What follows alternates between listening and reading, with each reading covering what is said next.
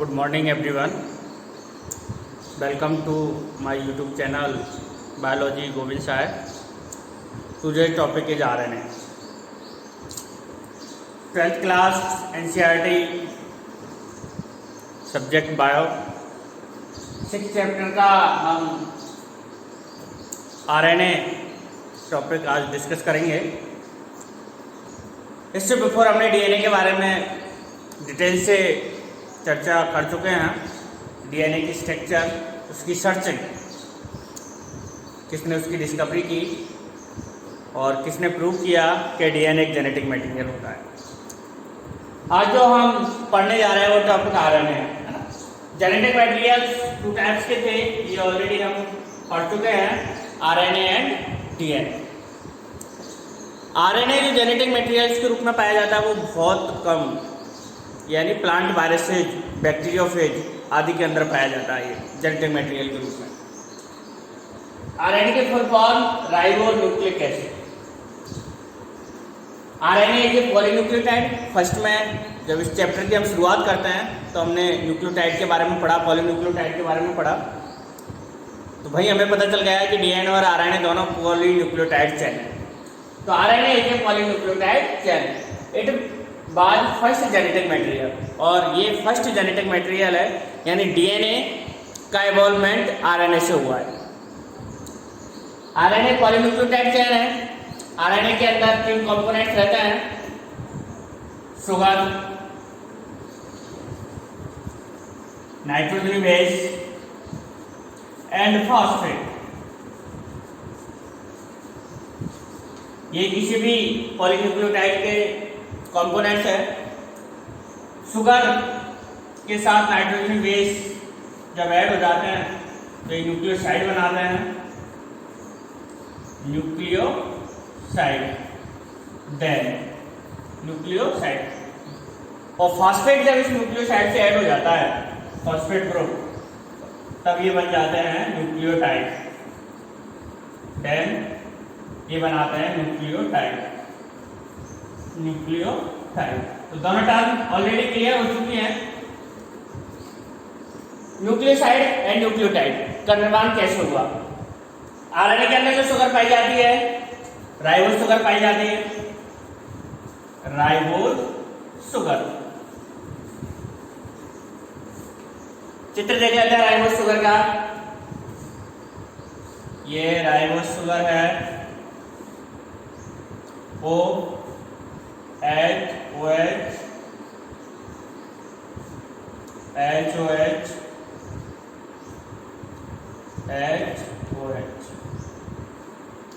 CH2 OH H।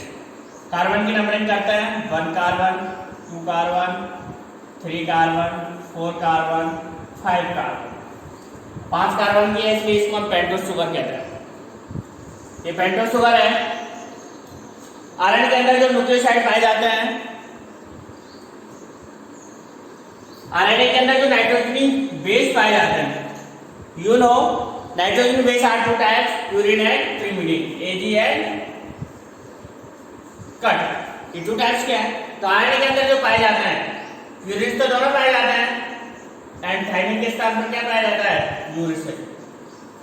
यानी हम कह सकते हैं कि RNA के अंदर nitrogen base, adenine, guanine, cytosine and uracil पाया जाता है। That is clear. यानी थाइमिन RNA के अंदर नहीं पाया जाता है। फॉस्फेट दोनों के अंदर सेम होता है। तो ये इसकी न्यूक्लियोटाइड की बेसिक स्ट्रक्चर थी, यानी ये राइबोज शुगर है, इसके साथ जब नाइट्रोजन बेस जुड़ जाता है तो न्यूक्लियोसाइड बन गया, और इसी के साथ जब फॉस्फेट ग्रुप ऐड हो जाता है तो ये बन गया न्यूक्लियोटाइड। तो फर्स्ट लाइन क्लियर हो गई कि RNA is a polynucleotide and it was first genetic material. कि RNA एक पॉलीन्यूक्लियोटाइड है। पॉलीन्यूक्लियोटाइड की स्ट्रक्चर हम डिटेल से इसके फर्स्ट वीडियो के अंदर डिस्कशन कर चुके हैं, वहां जाके आप डिस्क्रिप्शन में लिंक मिल जाएगा और वहां पर आप वीडियो को देख सकते हैं। सेकेंड लाइन है, RNA used as genetic material as well as catalyst. दोनों टर्म बहुत इंपॉर्टेंट है। जेनेटिक मटेरियल के रूप में RNA plant viruses and bacteriophage के अंदर पाया जाता है। मोस्ट जो हायर प्लांट एंड एनिमल्स है उनके अंदर आरएनए जेनेटिक मटेरियल के रूप में नहीं होता है, वहां पर ये अदर ही काम करता है। आरएनए के जनरली 2 फंक्शन है, जेनेटिक मटेरियल के रूप में और कैटालिस्ट के रूप में। कैटालिस्ट के रूप में इट मीन्स ये एंजाइम के रूप में भी काम करता है। जब आगे हम ट्रांसक्रिप्शन प्रोसेस को पढ़ेंगे तब आरएनए पॉलीमरेज जो एंजाइम है उसको डिटेल से चर्चा करेंगे। और ये आरएनए पॉलीमरेज एंजाइम क्या है? RNA polymerase enzyme, RNA polymerase यानी जनरली हमने 11th क्लास के अंदर डिस्कशन किया कि जो एंजाइम रहते हैं उनका नेचर क्या रहता है? प्रोटीन। लेकिन जो कुछ आरएनए है वो भी कैटालिस्ट के रूप में एंजाइम के रूप में वर्क करते हैं। और यही इनका कैटालिस्ट नेचर आरएनए की कैटालाइटिक नेचर इनको रिएक्टिव एंड अनस्टेबल बना देती है। RNA being a catalyst was reactive and unstable.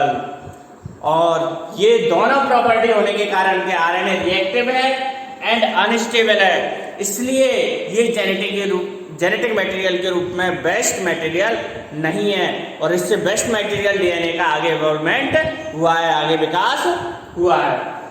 So DNA has evolved from RNA. तो डीएनए का डेवलपमेंट किससे हुआ है? आरएनए से, with chemical modification that make it more stable. Chemical modification में क्या होगा? ये पेंटोस शुगर है, इसमें एक ऑक्सीजन कम हो गया यहाँ पर, तो ये क्या हो गई? डीऑक्सीराइबोस शुगर हो गई।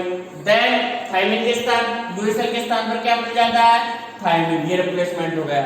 यानी यूरेसिल और हाइड्रोक्सिल ग्रुप, नाइट्रोजन के बेस में यूरेसिल एंड OH ग्रुप, ये दोनों आरएनए को अनस्टेबल और रिएक्टिव बनाते हैं। और ये दोनों ही डीएनए के अंदर नहीं पाए जाते हैं, इसलिए DNA more stable and non reactive molecule है।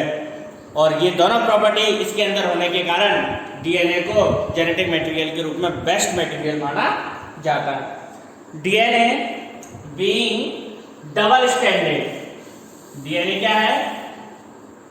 डबल स्टैंडर्ड होता है एंड हैविंग कॉम्प्लीमेंट्री स्ट्रैंड, और कॉम्प्लीमेंट्री स्ट्रैंड रखता है further resistant changes by evolving process of repairing की प्रोसेस के बाद जो डीएनए है वो डबल स्टैंडर्ड होता है एंड उसके अंदर कॉम्प्लीमेंट्री स्ट्रैंड पाया जाता है। कॉम्प्लीमेंट्री डबल स्टैंड डीएनए का स्ट्रैंड ये देखो, अभी हमने डीएनए की स्ट्रक्चर डिस्कशन की थी।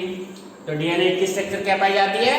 डबल स्टैंडर्ड, यानी इसके अंदर 2 polynucleotide chain anti parallel step में पाई जाती है। डीएनए की चर्चा कर रहे हैं, नॉट आरएनए, क्योंकि आरएनए अनस्टेबल और रिएक्टिव है। इससे डेवलपमेंट किसका हुआ है? डीएनए का।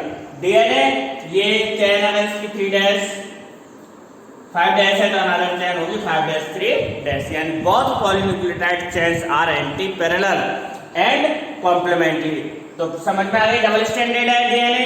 और कॉम्प्लीमेंट्री क्या है कि one polynucleotide chain has sequence A T T C C G। अगर किसी एक पॉलीन्यूक्लियोटाइड चेन का सीक्वेंस इस प्रकार से है, अकॉर्डिंग सीक्वेंस, तो अनदर जो स्ट्रैंड्स है उसका सीक्वेंस होगा